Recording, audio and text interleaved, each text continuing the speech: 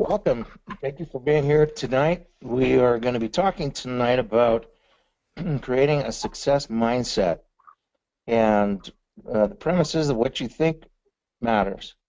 And so we're going to be talking over the next series of webinars for the next 6 weeks about having the right mindset and being able to put yourself in a place to where you're prepared to go out and be successful as an investor and successful in other areas of life as well.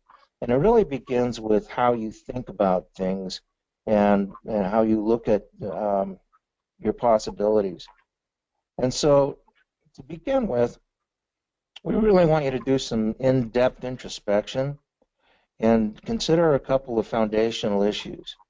So one of the really important things that you're going to need to be able to figure out is really what are your values? What principles guide your lives? And what are your core beliefs? Because those things should shape everything you do. And when you're taking action and doing things that are congruent with your values and your principles and your core beliefs, that puts you in a place of really strong integrity and makes for a very wonderful life.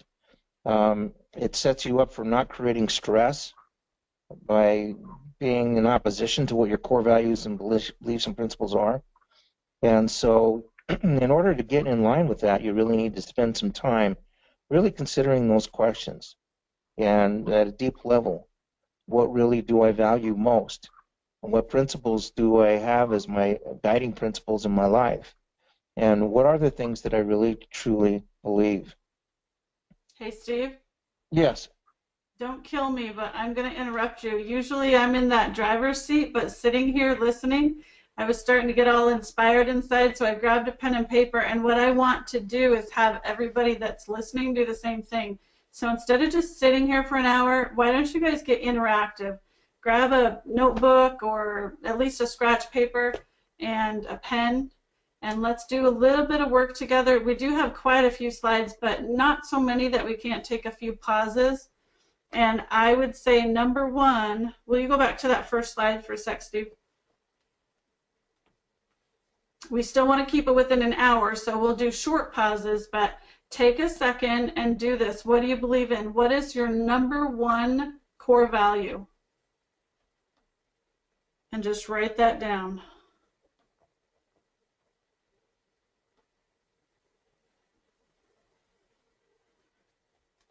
And then what are a couple of sub values? Steve mentioned some of them. But Steve, why don't you review for everybody just a few of the main core principles that a lot of people hold that we as human beings oftentimes share, and sometimes that'll trigger people to say, oh yeah, that's mine, that's my top priority. Is it more important to be secure, safe, integratable, honest, charitable? What is it? Where do I stand? And just kind of walk them through that for 1 minute. Well, that was a pretty good list. When we talk about values, those are the things that are really most important to you, the things that you treasure. Principles are like guiding rules, maybe you could say rules, but they're guiding statements, if you will. Things about believing in being honest, uh, things about living with integrity. It's more around actions, and beliefs is kind of where your faith lies. And do you have faith in God? Do you have faith in people?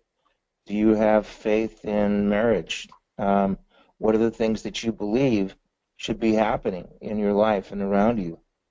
Do you believe in yourself? Do you believe in success? Do you believe in um, being able to help other people and maybe even believing that that's something that you need to do? Do you believe in leaving a legacy? So those are kind of the differences between the values, the principles, and the beliefs.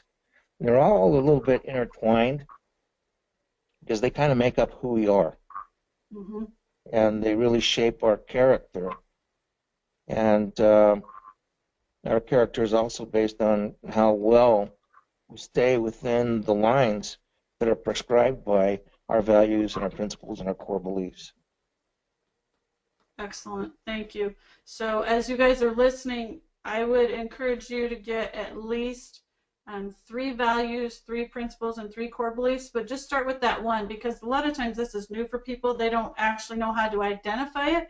They say, well, I believe it's good to be honest, or I believe in love, or I believe in whatever, but it's a very generic, not very specific list.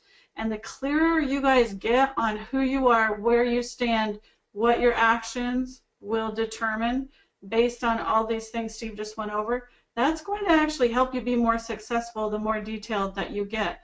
And it doesn't mean that things can't change a little bit over time, but what you probably will find and maybe be a little shocked at is that really people's core beliefs hardly ever change.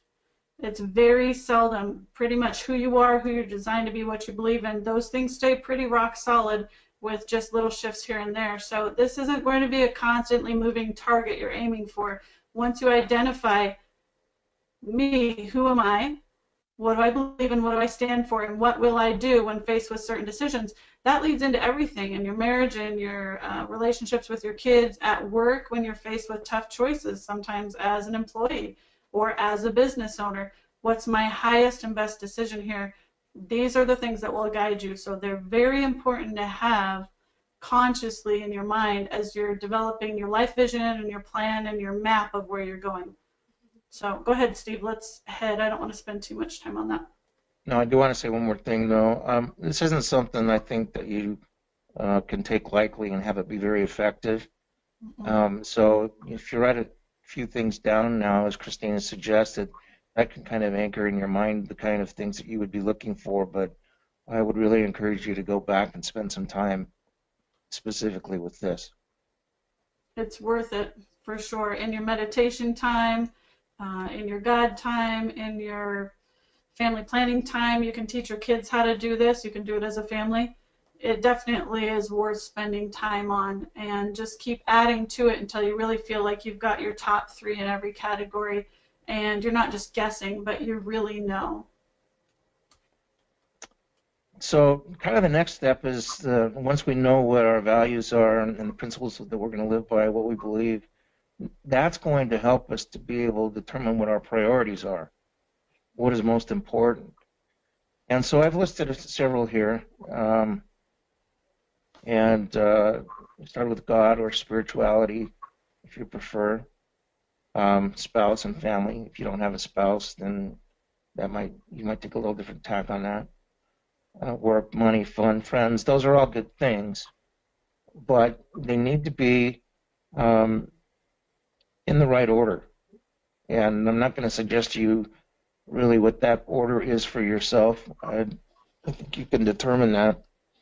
But you do need to make sure that the things that are less important don't take over the things that are more important. So I will set out one priority here, and that is sometimes people find that they sacrifice their family, spouse, for the sake of finding money or just simply working. And that would be having things out of order. So don't sacrifice the greater things for the lesser things. And you're especially vulnerable when the lesser things are more immediate and the more important things are more long range. It's just easier to settle for the lesser things and not really pay attention to the more important stuff. So figure that out. What is it that's really important in your life, and make sure that those are now priorities that you are going to base everything else off of. When you start putting things together in your life, you want to make sure that things happen such that the big things happen and the little things fit in between. Mm-hmm. So here's a little bit of a graphic on that, and this is something that Christine actually taught me and told me about. It's the wheel of life. They call this the wheel of life. And what they've done here is they have different categories, 8 different categories in this case. And notice that they're all surrounding those core values and the purpose. And that's where everything anchors off of. But then after, from that, that's where I'm going to have the area of my life that's the career, the business. I've got family and friends. I've got finances, romance, intimacy, etc., etc. So the idea here is that if you have balance, even if you're not really great at any of those, if it's all balanced, you'll have a little wheel here and it's going to clink along just fine, right? But once you start getting something out of balance, if you were to look at the colored parts of this thing as actually the shape of your wheel, you're going to be clumping along rather awkwardly because the career and the business is going to be a really hard chunk to get over, and you're going to kind of breeze over the family and friends when it comes time for that to wrap around that and the finances. So you're looking for balance here, okay? Make sure that the things in your life are balanced, but they also need to be balanced proportionally, dependent on how they fit into your scheme of priorities.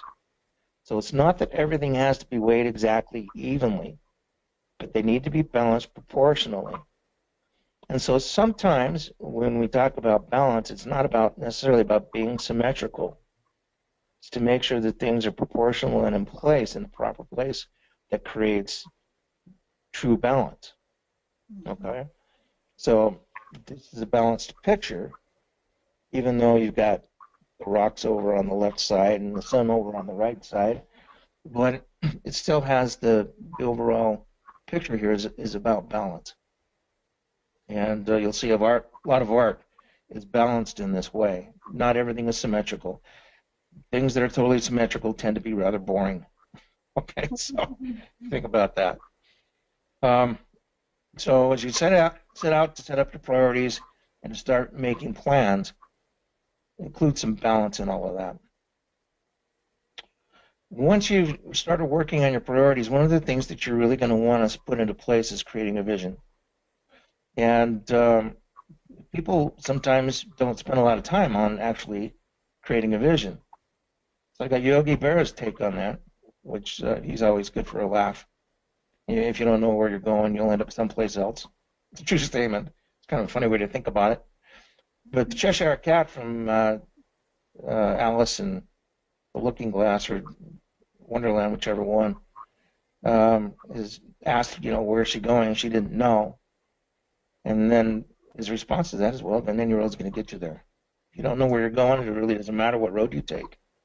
But in life, it really does matter what road you take. So you need to figure out where it is you're wanting to go. And so one of the things that's going to help you with that is finding clarity of vision, finding clarity of where it is exactly you want to be. And so spend some time with this and get some real clarity on where you want to go. What is important to you? What is it that you're wanting to create? And don't be vague about this. So sometimes people talk about, well, I want to make lots of money. Well, that's fine. You're going to wallpaper your house with it? Are you going to make furniture out of the cash that you stacked up? Or does the money have some other purpose? What would you be spending it on? What is it for? What does the money buy you? Mm-hmm. That's really what you want to focus on, not the money, but on what the money gets, right? Not necessarily the influence, but what does the influence create? So we're looking at the end of things here. What's the final destination on some of this stuff? Not just simply looking at the path. Well, I need some cash. I want to give a couple different examples too. Is it all right if I go now, Steve? Yeah, go ahead. I'm sorry. Sure. Oh, that's right. So for example, I talk to some people when I coach that don't have a life vision. They don't know where they want to end up, period. That's one end of the spectrum. I talked to another guy today who is so specific. He's 60 years old. He said, you get to that point where you're in the middle age of life and you decide that it's time to eat to live instead of live to eat, and it's time to give back a little bit, which is really true. If you're living well, if you guys are familiar with Maslow's hierarchy of needs, it's the one where there's the representation like this. Your life is basic needs, and you go up through just like ladder steps, and the top triangle of life is really when you're giving back, when you're taking all that you've learned and you're sharing. So hopefully you have something visual like that in your head, or some kind of a plan that's saying, hey, when my needs are taken care of, and then my family's needs are taken care of, and I'm serving in the community, I'm doing all of this other stuff, I'm truly giving back into the circle of life. That really is, I believe, the whole point of being here. I don't think we're here to just take care of ourselves. I think we're here to live and learn and love and share with other people. And if you align with that, great. If you don't, feel free to share with me why you think we're here. But I would really challenge anybody that thinks that we're just here on some mishap, some accidental reason to be here. There are specific reasons. So let me tell you, this guy's example really touched me. But there are specific reasons we're each here. We didn't all come to do the same thing. So I've always had it on my heart to help the poor and the needy. But when I share that kind of an idea with somebody, they might say, well, I want to help the poor and the needy too, but do it in a different way. So my way has always been more of the basic necessities, the food, the shelter, the clothing, and the love. Those are some of our very basic human needs, and there are too many people on this planet that don't even have those 4 basic needs met. Now, this guy I talked with today, I love this story. It's going to be one of my new favorites. He is one of 9 children. His mother had 9 children from 8 different men. So as he progressed through life and he had a great career, and he's done a lot of things he wanted to do, but he got cancer 2 years ago. And they took out basically half of everything on the inside of him. And so now he doesn't have certain organs, but he's still alive. He's still functional. And he said, if the Lord wants me here, I figure he's got a good reason for it. And what is on my heart, what I'd like to do for the next 20 years of my life, is use real estate as a vehicle to get the money to pour into my nonprofit that I already have set up, and then I'm going to set up foster homes that help bring in boys from single-parent homes and teach them how to be men. Now that's specific. So even though I love to give and I love charity and I love helping others, that wouldn't be my calling that I can ever see because it's not on my heart. But you can see how in his world, that is the main priority on his heart because of what he went through. And because of what I've gone through, single parents are on my heart because I've been a single parent so many years and I know those struggles, I understand them, and that's why it's easy for me to go and help others in those shoes because I can relate well with them and them with me. So think about something like that. If you don't already have a vision, what is it that's on your heart? What are you drawn towards? What do you love to do? What do you care about? If you had, here's a question that can help you determine it if you're still stuck. If you had endless money, let's just say you had $1 billion. You knew your house was paid off, you had no debts, you had plenty of money in the bank, you're not out having a job, just struggling to pay the bills day after day, week after week. What would you do with your free time? What would you choose to do? Who would you choose to help? Kids, the elderly, animals? I know a lot of people, that's what's on their heart. They give their charitable contributions and their time and energy to taking care of pets, abandoned pets. You know, they work with homeless shelters. So what is it that's placed on you? Because if we all have the same vision and the same heart, then a whole bunch of stuff gets untouched in the world. There are lots of needs unmet. So that's why we all have different needs that are near and dear to us. So that hopefully will help some of you that are still stuck on creating your vision. Where do you want to be when you die? What do you want your tombstone to say? What do you want the dash to mean? What did you do different to this planet while you were here than if you weren't here and you didn't ever come here? So Steve, go ahead. Thank you for the side note there. Sure. So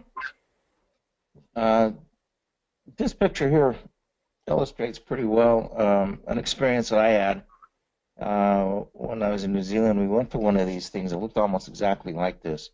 You get down inside and you know that there's a way through, but you can't see it. And it's real easy to get in there, get lost, get turned around. And we were in there a long time, I got to tell you. But every once in a while, you come across one of these little bridge things. And if you go up on top of one of the little bridge things, you can start to look out over the whole thing. And it gives you a little bit of perspective that might help you to get to the next point where you might be able to hop up and get a little more perspective again. So as you're starting to work with things and creating things, you might want to be looking for a little bit better perspective on some things. Trust that things are going to work out just fine. If you're following the plan and you're following the direction you ought to go, just have faith in that. But you can consult with other people that have been down that path ahead of you. Experience gives people perspective. You can trust your own inspiration, intuition, prayer, but try to get perspective on things rather than just make snap judgments about what is and isn't right for you to do when you're down in the dark windies of the maze. It's a good idea to set a plan and start working the plan, and don't abandon the plan unless you get a different perspective from a good source that would make you change that direction. Otherwise, stick with the plan. Keep on it. If you don't have your own dream, your own passion, then borrow somebody else's.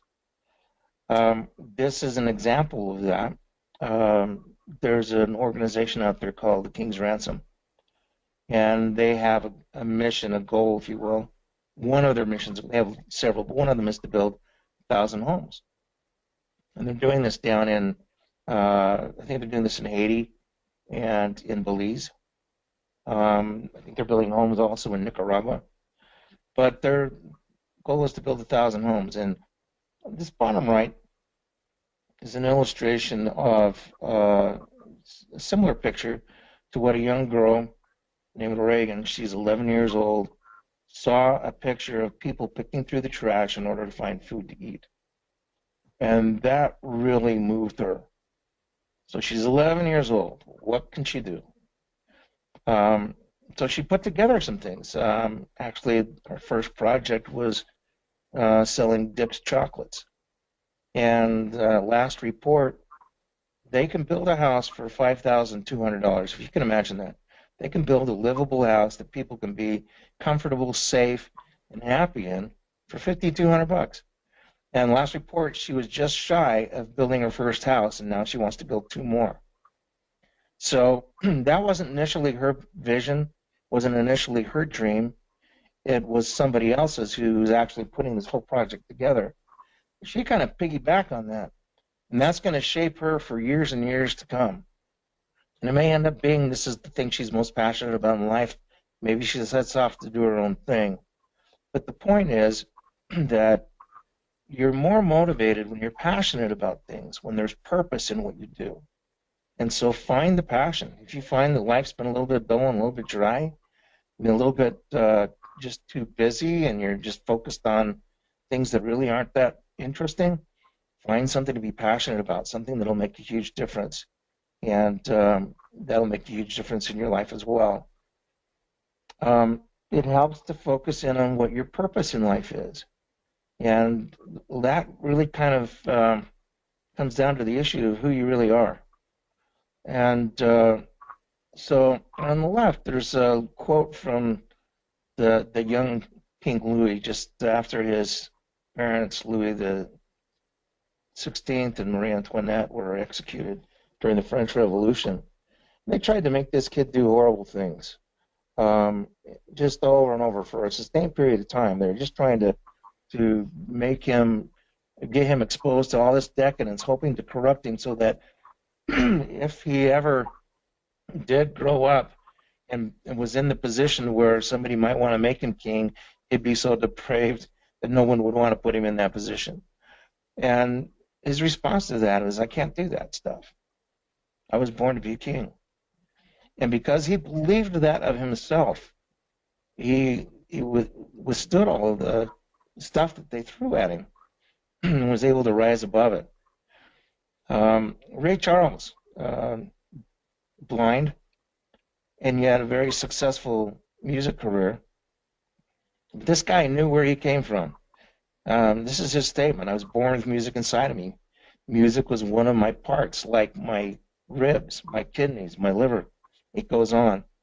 But he knew what he was about. He was about music. It was an integral part of him. It's what made him thrive. And so, do you have a purpose in you? Have you discovered that? You know, why are you here? What are you here to do? Figure that out. Again, that'd be hugely motivating. What do you want to leave behind? What legacy do you want to pass on from your generation to the next? I've always been impressed by the stories and the living examples, actually, when I go into some of these old towns and I see trees that were planted 100 years ago, when the people that planted them would have been dead long ago, long before the trees ever grew up to be big and beautiful. They planted them for generations to come. And that has always impressed me. It's like, why would they go to all that work, that hard work? And you think about the pioneer spirit of the people that walked across the United States, either to California or Oregon or Utah or whatever. They were going to create something for future generations, even though some of them knew that they wouldn't even make it all the way to the end of the journey.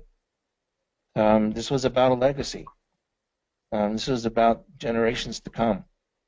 So do you have thoughts like that? Do you have a need to leave something that has an impact on your family, your community, or in some cases even the country or the world? What impact are you going to leave? So you have a hard time doing that, excuse me, if you don't have a plan. It's okay. Take a little drink of water. I have an interruption again anyway. Go ahead. Sidebar. So for everybody that is listening, I have your next little teeny assignment. As I was sitting here listening to Steve, and I look at that picture of different generations, you've got the elder and the younger. I really think that one of the ways that we become most successful is in honoring what was given to us first before we're even able, or able very well, to pass anything on. So take a minute, and I don't even care if you were an orphan and you were raised by someone that was not a biological parent, if you were raised by one parent, if you were raised by a grandparent, wherever you came from, people poured into you. People planted something inside of you. And if you were extremely blessed and had a mother and father in your house the whole time, then I want you to do this for both of your parents. But whoever raised you, I want you to take a minute and determine what legacy it is that they left inside of you.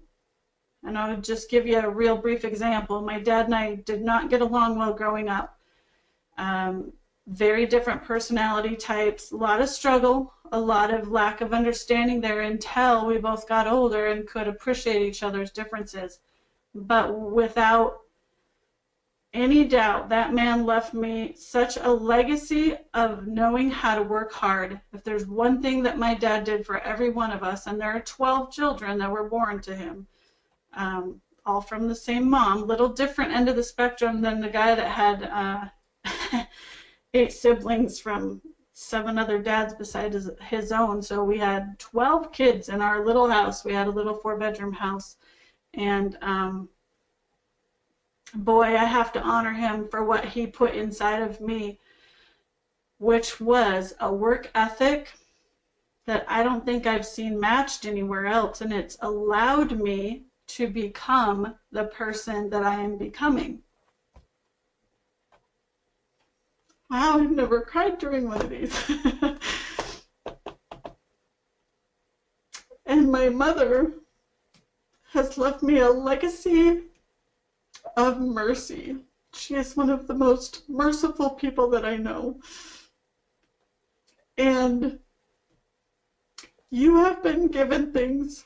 People have given you opportunities and blessings and gifts. So take a minute and Let's show a little gratitude and receive that into yourself if you can. And then the next step will be, what do you want? Identify what do you want to leave behind to your children, to the people you work with, to your community, just specifically, not anything to do with your parents, just specifically from you. Going back to your vision, what was planted inside of you, the way the Lord designed you to be, and what do you want to leave behind? Because if that's a strong enough want, it's going to happen. That's why we're talking about all of this. Sure, we have tools coming up in the next weeks about time management with calendars and money management with budgets and all sorts of how-to tools. But if you don't have all of this stuff sorted out inside of you, it's going to dampen your success. So these are the basic foundational pieces of being, becoming, and staying successful. So take a minute and let's start specifically with the people that raised you. That'll just be the short exercise for this moment.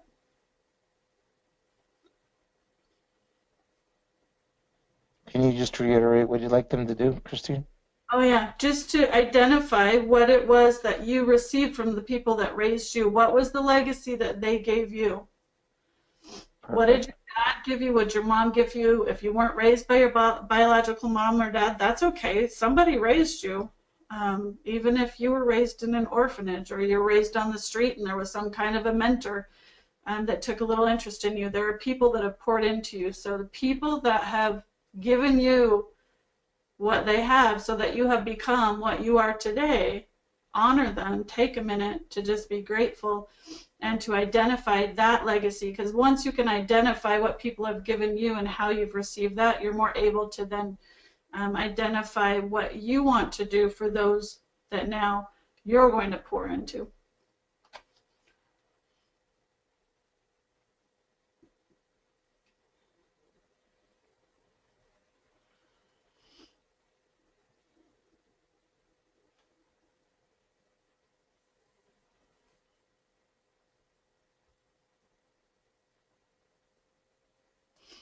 Okay, and this is another one. Spend some more time on it later if you like. This can go all the way out into every single relationship you've ever had, but you should at least take some time to identify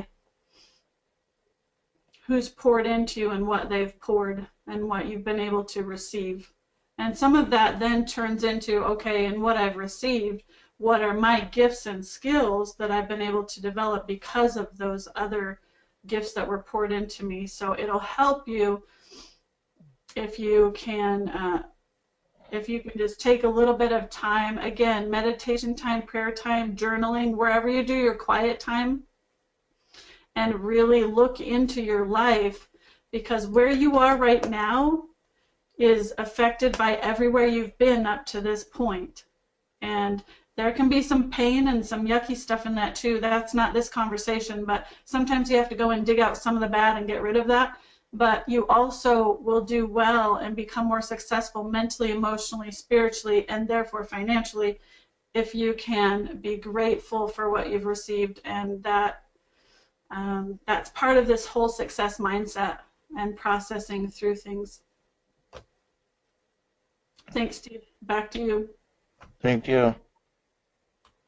One of the things I really love about working with Christine is her heart is in it.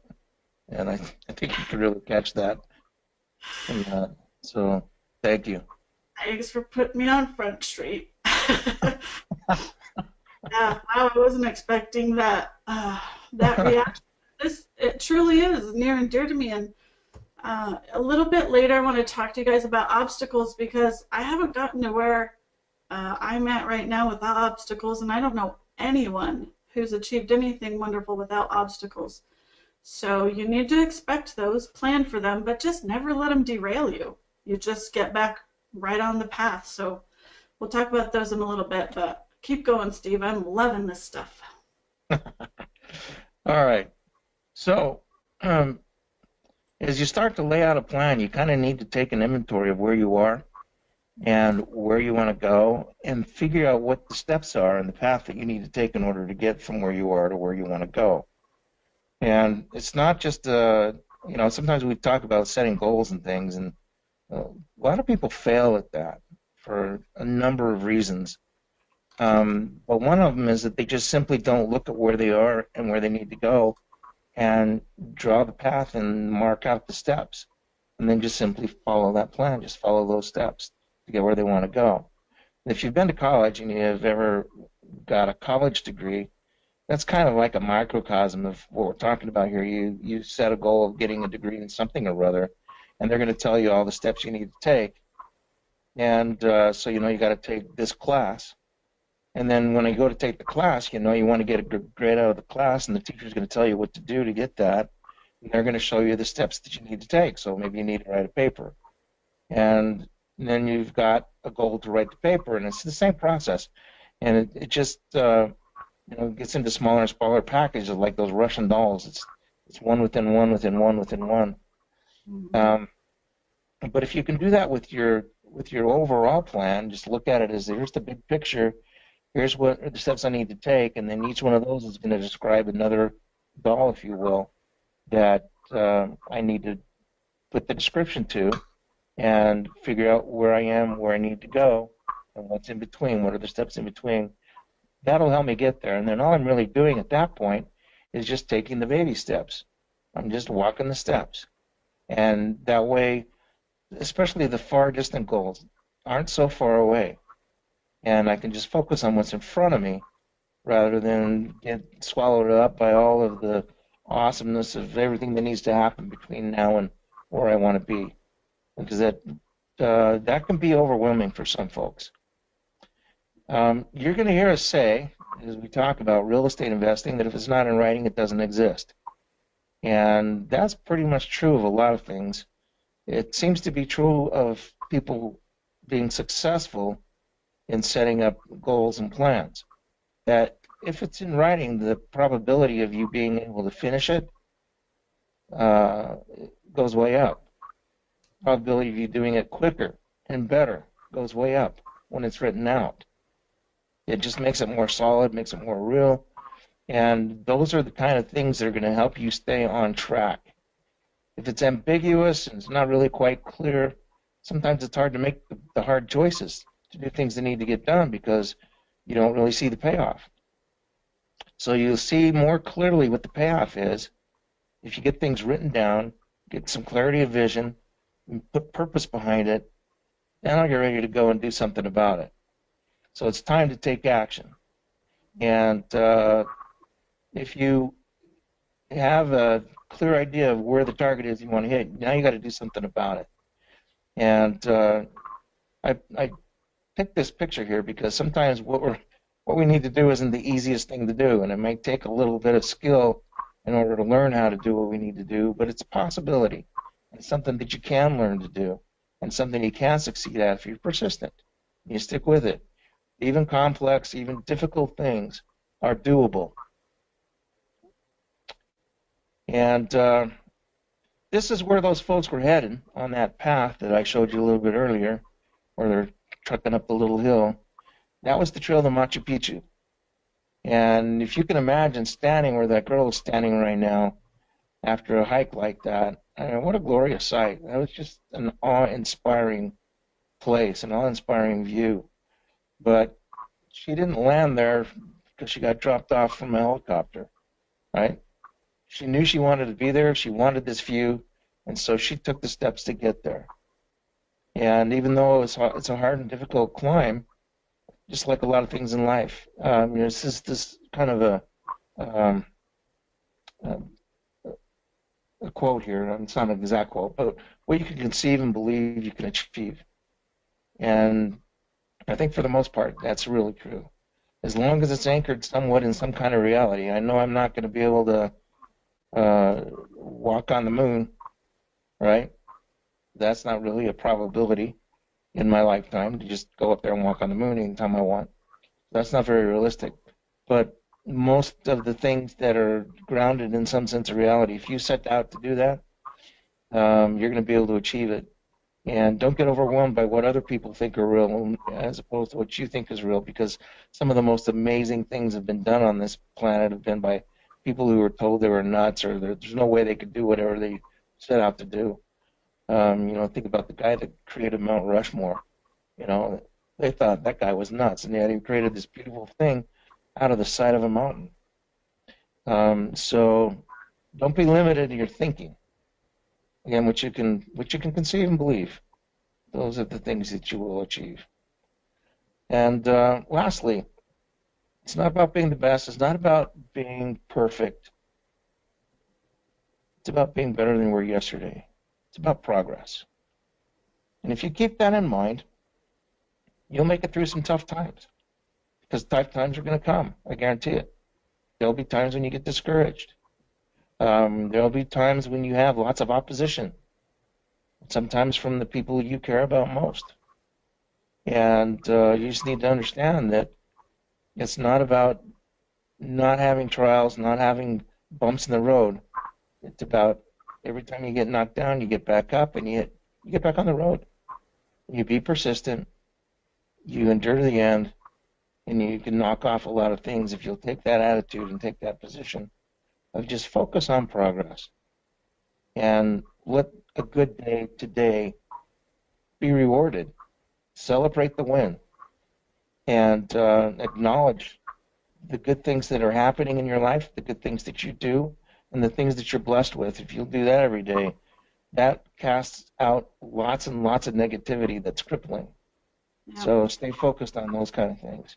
And you're going to find not only that you get a lot more done, but you're infinitely more happy or happier, infinitely happier in the journey as well.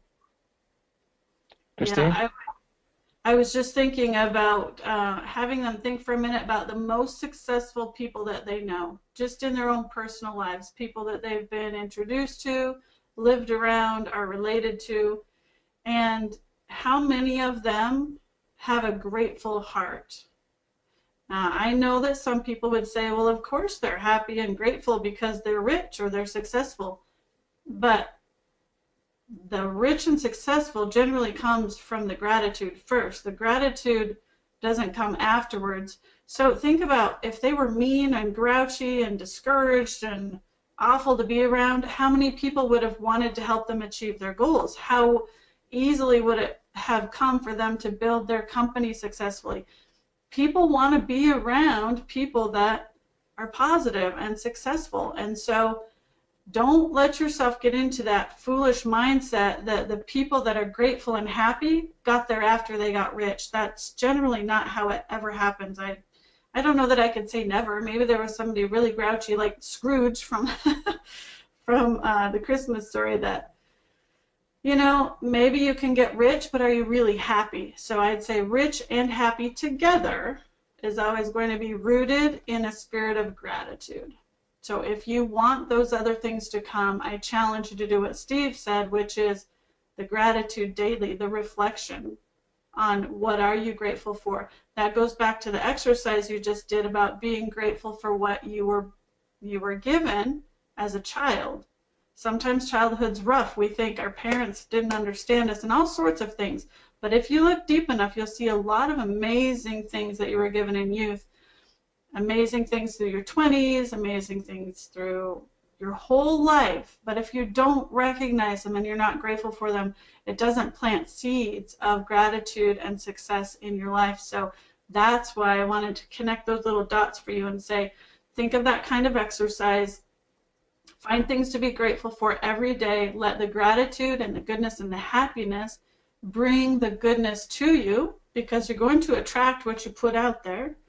And then let it just continue to grow and grow. And if you want to be one of those extremely successful people, then that will be the path that you will take.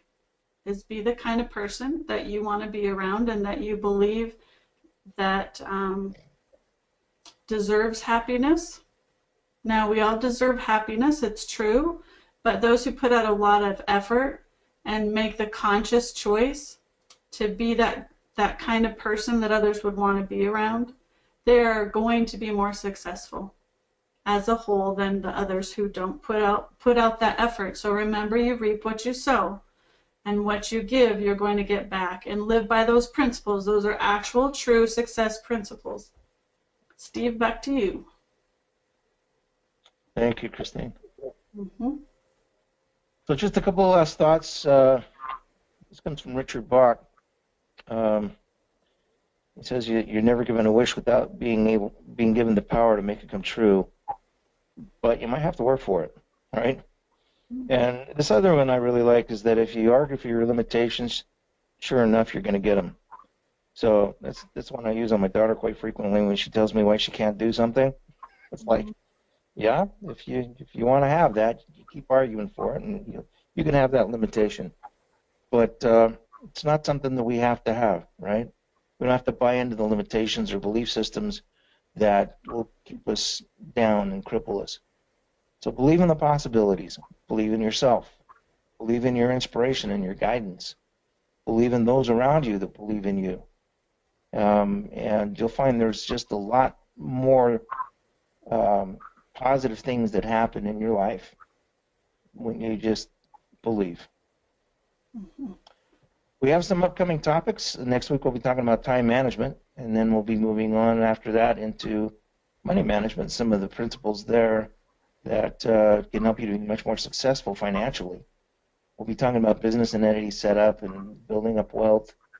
So these are some of the things that you can look forward to over the next several weeks. And we encourage you to come back and listen to us live so that you can ask questions and be interactive. We really like it when that happens. And so we just welcome you to participate any way you can. If you can't get here, you'll know at least the recording is available to you if you registered for the class. And I know some of you are registered automatically, and I think that's awesome. If you're not, then you may want to check into getting registered for the next Monday night class. And like tonight, those are all open to anybody. So with that, does anybody have any questions? And while we're unmuting them and having people bring some questions in, let me just talk about obstacles for a minute. Obstacles are part of the success journey. You guys need to plan for them in ways that would be, you know what, I know the Lord's going to pull me through this, or rallying around when things are tough and asking for help. It can be the expectation being set properly that they're going to happen, so when they do happen, you don't get completely discouraged. You know, it's just a step of the journey. If you think back to the picture that Steve showed with the little maze that you could go through and the bridges that offered perspective periodically, that's really a nice analogy for life. Most of what we go through is down in the trenches, and we're walking through and trying to figure our way through it. But every once in a while, you catch this wonderful glimpse of what it's really supposed to be like, and those are the moments for you to hold on to. Those are the ideals, the ideas, the perspective, everything that you get in those moments of clarity are the things you need to hold on to tightly. Write them down, post them somewhere. You can make vision boards. You can write it in your journal, even a gratitude journal, and review them periodically. I knew a good 15 years ago I wanted to write a book, and I have had many obstacles just in that one thing that I wanted to do. I won't even take the time to go into them all, but there were many obstacles. And so it's just that way. We have had obstacles building this company. It's not that we don't have the knowledge, but technology is in the way. You've got all sorts of things that can get in the way of you being successful, but determination is going to win out every time. So make sure that in your commitment to yourself, once you get those clear visions, you just determine that this is going to happen. I'm going to make this happen one way or another. I'll bring in the resources I need, the people I need, learn the skill sets that I need personally, whatever it is that you need to do. But these obstacles are just part of it. It's just like sickness is part of life. Sure, we feel healthy and happy a lot of the time, but your body is human. It's going to get sick. Sometimes it gets hurt and injured, and they're just things that you can't avoid in this life. But how you handle them, what you choose to do to overcome them, you do get a lot of say-so in. So just that word of warning and encouragement so that you're prepared when that happens on your journey. Just because you have obstacles doesn't mean you're on the wrong path. In fact, it often means you're on the very right path. So you keep going and you keep going until you get to the top of that view where that little gal was up there overlooking everything. That's what you're headed for. That one day you get to look out over that magnificent view and say, I did it. If you guys do have other follow-up questions, you see on the screen how to get a hold of us. We've got the Facebook page. We've got our personal Facebook pages as well, Christine Bench-Saby and Steve Walquist. And then we've got the website, iliveaccelerated.com, and Tyrell Gardner manages that for us, and so you can contact him through there. And you can always call my phone number or leave me a text message if that's a little bit easier. My number is the one on the bottom of the screen there, 801-809-2764. So if you need us, we're here. We have more great free information coming up throughout the whole month. So like Steve said, come back, either sign up for the regular mailing list, the email list that Tyrell sends out every week so you can get a copy of all the recordings and watch them at your convenience, or just register every week and come back live. We're going to go ahead and wrap up then. Yeah, so thank you again for coming. We look forward to working with you in the coming weeks, and we will see you then.